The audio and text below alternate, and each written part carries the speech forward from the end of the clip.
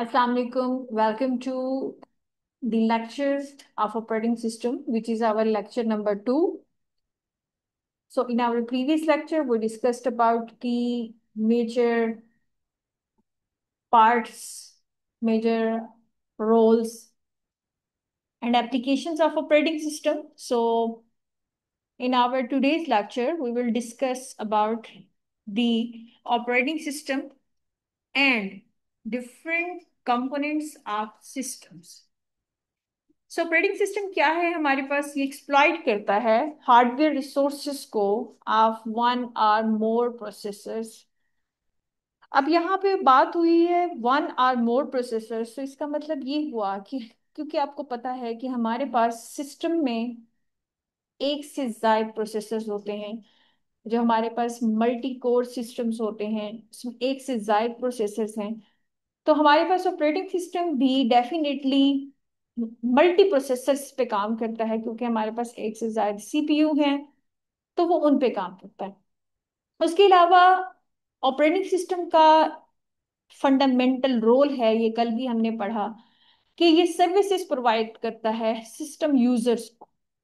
System users mean the users on our system, जो हमारे normal users हैं system के ऊपर, जो वो टास्क परफॉर्म करते हैं उनको वो उन टास्क के मुताबिक जो है सर्विसेज प्रोवाइड करता है। उसके अलावा मैनेज करता है सेकेंडरी मेमोरी को और आईओ डिवाइसेस। अब आपको सिस्टम के कंपोनेंट्स का पता होगा, आप लोगों ने आईसीटी में पढ़ा होगा कि हमारे पास मेजर सिस्टम के कंपोनेंट्स होते हैं, जिसमें प्राइमरी मेमोरी है, जिसको मेन मेमोरी कहा जाता है, प्रोसेसर है, फिर आ जाते हैं आपकी सेकेंडरी मेमोरीज, फिर आईओ डिवाइसेस आ जाती हैं। तो ऑपरेटिंग सिस्टम की रिस्पॉन्सिबिलिटी है कि उसने तमाम कंपोनेंट्स को मैनेज करना है। उसके बाद हम आ जाते हैं बेसिक एलिमेंट्स में। सबसे पहले आ जाता है प्रोसेसर, जिसको सीपीयू कहा जाता है। और आपने इससे पहले पढ़ा होगा कि हमारे पास इनसाइड द प्रोसेसर, ये within the processor registers होते हैं। और रजिस्टर्स बहुत ही ज्यादा इंपॉर्टेंट रोल प्ले करते हैं जब आपने अपने सिस्टम में प्रोसेसिंग करी। क्योंकि जब आप कोई भी काम करते हैं, कोई भी टास्क परफॉर्म करते हैं सिस्टम में, तो वो टास्क आपका डील होता है विद योर प्रोसेसर। और प्रोसेसर उसको with the help of register, with the help of RAM, secondary storage devices, इनके साथ एसोसिएट होके उनको डील करता है। तो हमारे पास जो है इस टाइम प्रोसेसर में रजिस्टर्स हैं। आपको पता है कि रजिस्टर्स क्या है? Registers are the smallest highest unit areas inside the CPU. ये सीपीयू या प्रोसेसर के अंदर आपके स्टोरेज यूनिट एरियाज हैं। अब हमारे पास मल्टीपल टाइप्स हैं रजिस्टर्स की। हम वन बाय वन जैसे जैसे आते जाएंगे उनको डिस्कस करते हैं। सबसे पहले हमारे पास आ रहा है कि हमारे पास दो इंटरनल रजिस्टर हैं। एक वो रजिस्टर है जो एड्रेस को स्टोर करते हैं, और एक वो रजिस्टर हैं जो कि जो भी डेटा आ रहा है उसको बफर में स्टोर कर रहा है। मतलब जो भी आप डेटा रीड रीड कर रहे हैं या राइट कर रहे हैं, क्योंकि हमारे पास सिस्टम में बेसिक दो ऑपरेशंस होते हैं, रीड करना और राइट करना। तो मेमोरी बफर रजिस्टर है, तो वो क्या काम कर रहा है? डेटा को जो रीड और राइट के लिए आ रहा है उसको बफर में प्लेस कर रहा है। और एड्रेस रजिस्टर क्या काम कर रहा है? वो मेमोरी एड्रेसेस को स्टोर कर रहा है, वो स्पेसिफाई कर रहा है the address for the next read और राइट। तो पहला क्या है? आपके पास मेमोरी एड्रेस रजिस्टर जो कि स्पेसिफाई कर रहा है address for the next reader right, कि नेक्स्ट कौन सा एड्रेस होगा। फॉर एग्जाम्पल, आपका डाटा डिस्क में जा रहा है, या आप वहां से उसको ले रहे हैं, या आप उसको रैम में भेज रहे हैं, या रैम से डाटा फेच कर रहे हैं, या आप उसको प्रोसेसर में भेज रहे हैं। मतलब आपका डेटा मूव कर रहा है ना with in the system, different components के दरमियान में मूव कर रहा है। तो हमारे पास फिर मेमोरी बफर रजिस्टर आ जाता है। ठीक है। तो मेमोरी बफर रजिस्टर का काम होता है कि आपका डाटा, जो भी आपने मेमोरी में डाटा आपने राइट किया है मेमोरी में, या रिसीव किया है मेमोरी से। तो मैं आपको थोड़ा सा इसका स्ट्रक्चर जो है वो ड्रॉ करके दिखाती हूँ, ताकि जो है वो आपको आइडिया हो जाए कि हमारा काम जो है वो किस तरह से हो रहा है। सो मैं इसमें कुछ कोशिश करती हूँ कि आपको थोड़ा सा इसमें ड्रा करके दिखा दूं ताकि आपको आइडिया हो जाए कि हमारे सिस्टम में कितने कंपोनेंट्स हैं। सो मैं इसी में ही एक स्लाइड ओपन कर लेती हूँ। ठीक है, न्यू स्लाइड। तो उसमें मैं आपको ड्रॉ करके दिखा देती हूँ कि हमारे पास क्या क्या काम होता है। ओके, हमारे पास एक सिस्टम के अगर हम कंपोनेंट्स की बात करें, ठीक है,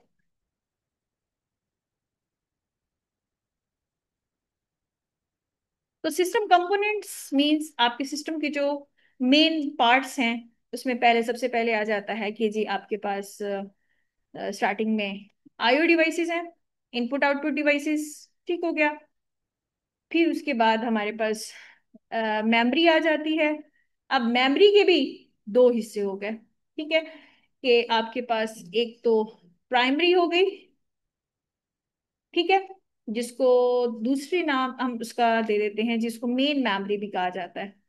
ठीक है, एंड दूसरी कौन सी मेमोरी आपके पास आ गई, हमने अभी स्टार्टिंग में पढ़ा, सेकेंडरी। मीन आपके पास जो हार्ड डिस्क वगैरह है वो सेकेंडरी में आ जाती है। ठीक हो गया। फिर हम आ जाते हैं जी, हमारा थर्ड पार्ट है जी प्रोसेसर, जिसको सीपीयू कहा जाता है, which is also called the brain of computer. ठीक हो गया। इसका दूसरा नाम क्या है जी, सीपीयू। ठीक हो गया। अब सीपीयू या प्रोसेसर जो कि आपकी ओवरऑल वर्किंग है, अब सीपीयू में भी कॉन्फ्लिक्ट ये आएगा कि हो सकता है आपके सिस्टम में अगर बहुत ही पुराना सिस्टम है तो सीपीयू एक ही हो, या आपके पास सीपीयू मल्टीपल हैं, मल्टीपल प्रोसेसर्स हैं। ठीक हो गया। उसके बाद हम आ जाते हैं जी प्रोसेसर के अलावा, प्रोसेसर में फिर हमारे पास अगेन हम कहते हैं कि इसको मैं 3.1 इसलिए कह रही हूँ कि ये इसी का पार्ट है। प्रोसेसर में हमारे पास रजिस्टर्स आ जाते हैं। ठीक हो गया। उसके साथ फिर हमारे पास और रजिस्टर्स डिफरेंट टाइप्स के हैं। आपके पास स्पेशल पर्पज रजिस्टर्स हैं, आपके पास जनरल पर्पज रजिस्टर्स हैं, मेमोरी एड्रेस रजिस्टर्स हैं, मेमोरी बफर रजिस्टर्स हैं, स्पेशल रजिस्टर्स हैं, काउंट रजिस्टर्स हैं, डाटा रजिस्टर्स हैं। सो मल्टीपल रजिस्टर्स हैं। रजिस्टर्स का काम क्या है, दीज आर द जो these are the special high speed unit area inside the CPU. CPU के साथ अटैच्ड होते हैं सॉर्ट ऑफ, क्योंकि आपका जितना भी डेटा की प्रोसेसिंग हो रही है क्योंकि वो सीपीयू में हो रही है तो रजिस्टर्स उसको डील कर रहे हैं। ठीक है। उसके अलावा फिर हमारे पास सेकेंडरी स्टोरेज डिवाइसेस के अलावा, मेमोरी के अलावा, फिर हम अगर हम बात करें तो हमारे पास कैशे मेमोरी भी होती है, वो भी इंपॉर्टेंट रोल प्ले करता है। हमारे पास वर्चुअल मेमोरी भी होता है, जो कि हम सेकेंडरी स्टोरेज डिवाइस मतलब हार्ड डिस्क का एक छोटा सा पोर्शन लेके बनाते हैं, तो वो भी हमारे सिस्टम के कंपोनेंट्स में आ जाता है। तो बेसिक कंपोनेंट अगर हम कहें तो हम इसको input output devices, storage, memory और प्रोसेसर, इन तीन कैटेगरीज में डिवाइड करते हैं, और फिर इनके अंदर मजीद चीजें आती जाती हैं। ठीक हो गया। तो हम वापस उसी स्लाइड पे आते हैं। ठीक हो गया। अब हमारे पास प्रोसेसर में हमने कहा जी, अभी हमने इनपुट आउटपुट उसकी प्रीवियस कंपोनेंट में हमने कहा कि आईओ डिवाइसेस होती हैं। ठीक है। और इससे पहले हमने कहा कि हमारे पास बेसिक एलिमेंट्स में मेमोरी एड्रेस और बफर रजिस्टर्स होते हैं। ठीक है, हम अगली स्लाइड पे आ जाते हैं, ये जिसे हम डिस्कस कर चुके हैं। फिर हम बेसिक एलिमेंट्स पे आ जाते हैं कि प्रोसेसर जो है आईओ एड्रेस रजिस्टर और आईओ बफर रजिस्टर पे काम करता है। अब हमें इसको थोड़ा सा आपको समझा दूं बात। जो हमारे पास एक स्ट्रक्चर बनता है, हमारे सिस्टम की जो एक पूरा ओवरऑल मैप बनता है, वो इस तरह से बनता है कि एक साइड पे हमारे पास क्या है, ये आगे डायग्राम भी आएगी। एक साइड पे हमारे पास सीपीयू है, एक साइड पे हमारे पास रैम है, और सेकेंडरी स्टोरेज डिवाइसेस हैं, प्रोसेसर। ठीक है। तो इनकी आपका डेटा मेन मेमोरी से प्रोसेसर की तरफ आ रहा है, या आपका डेटा प्रोसेसर से मेन मेमोरी की तरफ जा रहा है, या प्रोसेसर से सेकेंडरी मेमोरी की तरफ जा रहा है, कहीं पे भी जा रहा है तो हमारे डेटा की मूवमेंट हो रही है। तो उस डेटा की मूवमेंट के लिए हमें एड्रेस रजिस्टर भी चाहिए, हमें बफर रजिस्टर भी चाहिए, ताकि हम डेटा की मूवमेंट कर सकें। एड्रेस रजिस्टर का काम होता है कि जो डेटा का एड्रेस आया, अब एड्रेसेस क्या है वो भी हम आगे डिस्कस करते हैं। जैसे हम कहते हैं कि जी एक घर का एड्रेस होता है, उसका शॉप नंबर, सॉरी उसकी स्ट्रीट नंबर होता है, हाउस नंबर होता है, ब्लॉक नंबर होता है, कोई हाउसिंग सोसाइटी है तो वो है, फिर सिटी आ जाता है, ठीक है, फिर प्रोविंस आ जाता है, फिर कंट्री आ जाता है। ठीक है, प्रॉपर उसका एड्रेस आता है। सेम इसी तरह से जब हमारे सिस्टम के अंदर प्रोसेसिंग होती है तो उसका भी एक प्रॉपर एड्रेस बनेगा। ठीक है, और वो एड्रेस कौन अपने पास रखेगा? वो एड्रेस रजिस्टर अपने पास रखेगा, क्योंकि उसका काम है कि उसने एड्रेसेस को मेंटेन करना है। ठीक हो गया। फिर आ जाता है बफर रजिस्टर, वो भी डाटा की मूवमेंट कर रहा है। अब आप इंटरनेट पे कोई डाटा सर्च करते हैं, आप कहते हैं ना कि जी हमारा डेटा बफर हो रहा है, लोड हो रहा है। सेम बफर रजिस्टर का काम है कि जो डेटा लोड हो रहा है, कहीं से आ रहा है कहीं जा रहा है, तो वो बफर रजिस्टर में आएगा। अब हम बात करते हैं मेन मेमोरी की। मैंने अभी आपको बताया था कि मेन मेमोरी एक वोलाटाइल है। वोलाटाइल का मतलब ये होता है कि ये टेम्परेरी तौर पे है, परमानेंट नहीं है। हाँ, आपकी हार्ड डिस्क जो सेकेंडरी मेमोरी है वो आपकी परमानेंट मेमोरी में आता है। तो ये जो आपके पास वोलेटाइल मेमोरी है, this is the temporary memory and this is refer to as the real memory और मेन मेमोरी। उसके बाद हम आ जाते हैं अगले मॉड्यूल की तरफ, वो है आईओ मॉड्यूल्स। मैंने अभी आपको बताया था कि हमारे पास इनपुट आउटपुट सिस्टम्स को जो डील कर रहे हैं वो आईओ मॉड्यूल्स हैं, जिसमें हमारे पास सेकेंडरी मेमोरी डिवाइसेस आ रही हैं और कम्युनिकेशन इक्विपमेंट्स भी आ रही हैं और टर्मिनल्स आ रहे हैं। Terminals are the, you can say that कि हमारे पास जो एंड यूनिट्स हैं, हमारे पास जो एंड नोड्स हैं, उनको टर्मिनल्स कहा जाता है। उसके बाद आ जाते हैं सिस्टम बस की हम बात करते हैं। अभी हम ओवरऑल स्ट्रक्चर डिस्कस कर रहे हैं जो हमारे सिस्टम का है, और इस पूरे स्ट्रक्चर को जो डील कर रहा है वो आपका ऑपरेटिंग सिस्टम है। फिर बसेस की बात हो रही है। बसेस में हमारे पास कम्युनिकेशन है among the processors, main memory और आईओ मॉड्यूल्स। ये वही सारे कंपोनेंट्स जो अभी मैंने आपको बताए कि main memory, input output modules और प्रोसेसर। अब यहाँ प्रोसेसर्स क्यों है? क्योंकि हमारे पास एक से ज्यादा प्रोसेसर्स हैं, तो उनके दरमियान में भी कम्युनिकेशन करनी है कि हमारा टास्क क्या एक प्रोसेसर पे चल रहा है या एक से ज्यादा पे चल रहा है। उसके बाद हम आ जाते हैं, ये इसका टॉप व्यू है कि आपके पास सीपीयू है, ये डायग्राम है। This is the top level view कि आपके पास सीपीयू में क्या है। PC, PC stand for the program counter, ये भी एक रजिस्टर है। प्रोग्राम काउंटर का क्या काम होता है? Program counter contains the address of next instruction to be executed, कि जो भी नेक्स्ट इंस्ट्रक्शन एग्जीक्यूट होने के लिए आएगी वो किस में आएगी? पीसी के अंदर। उसके बाद अगला रजिस्टर यहाँ पे दिया हुआ है I R. I R stand for the instruction register, कि जो भी इंस्ट्रक्शन करंट एग्जीक्यूट हो रही है वो आई आर के अंदर लोड होगी। फिर मेमोरी एड्रेस रजिस्टर है, ये एड्रेसेस कंटेन करता है, अभी मैंने आपको बताया। फिर मेमोरी बफर रजिस्टर है, ये डाटा जो बफर हो रहा है वो कंटेन करेगा। फिर आईओ एड्रेस रजिस्टर है, तो ये भी आईओ इनपुट आउटपुट से रेलिवेंट एड्रेसेस को कंटेन करेगा। आईओ बफर रजिस्टर है, तो ये डेटा जो बफर हो रहा है उसको कंटेन करेगा। उसके बाद एग्जीक्यूशन यूनिट है कि ये डेटा की ओवरऑल एग्जीक्यूशन कर रहा है। ठीक हो गया। ओके।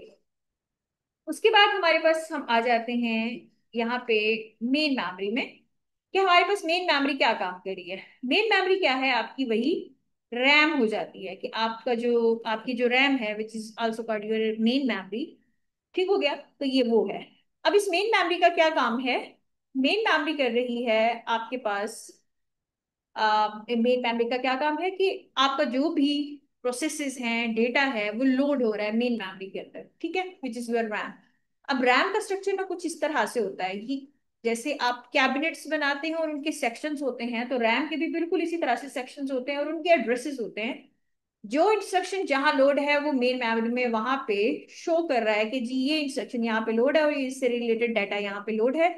ये इसके सारे बन रहे हैं एड्रेसेस, जीरो से लेके n-2 तक, ये इसके क्या है? सारे एड्रेसेस हैं।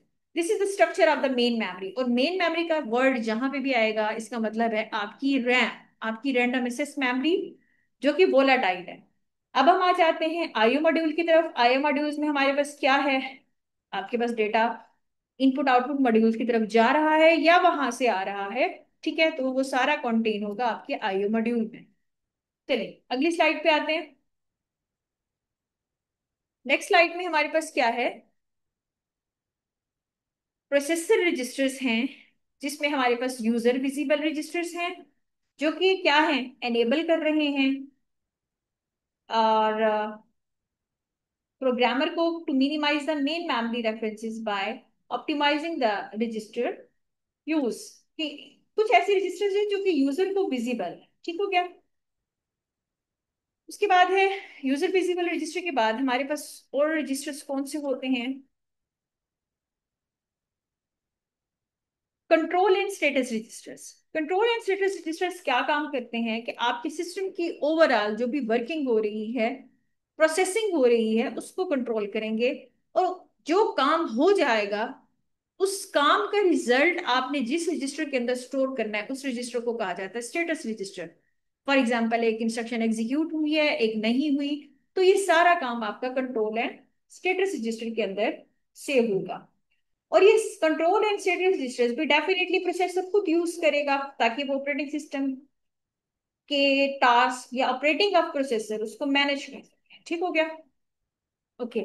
उसके बाद है कि प्रिविलेज ओएस रूटीन्स हैं, उसको भी मैनेज करेगा। अच्छा, हमारे पास ना प्रिविलेज का वर्ड यहाँ पे फर्स्ट टाइम आया है। प्रिविलेज का मतलब होता है कि हमारे पास सिस्टम के अंदर कुछ टास्क जो हैं उसको हम ज्यादा प्रायोरिटी देते हैं, ज्यादा इंपॉर्टेंट देते हैं। Those are the more privilege task. और कुछ ऐसे होते हैं जो यूजर के हैं जिनको हम कम प्रायोरिटी देते हैं, दोज आर लेस प्रिविलेज्ड। तो इसलिए हम प्रिविलेज का वर्ड भी यूज होगा। जहां पे प्रिविलेज्ड का वर्ड है वो हाई प्रिविलेज है, कुछ लो प्रिविलेज है, मतलब कुछ को हमने ज्यादा इंपॉर्टेंस दी है टास्क को, वो जल्दी एग्जीक्यूट हो जाते हैं, कुछ कम है। और ये सारी डीलिंग ओएस कर रहा है। यूजर विजिबल रजिस्टर्स भी होते हैं, ये भी सारी आपके। अब हम ये जनरली सारे रजिस्टर की टाइप्स को डिस्कस कर रहे हैं कि हमारे पास क्या किस तरह से रजिस्टर्स की डीलिंग हो रही है।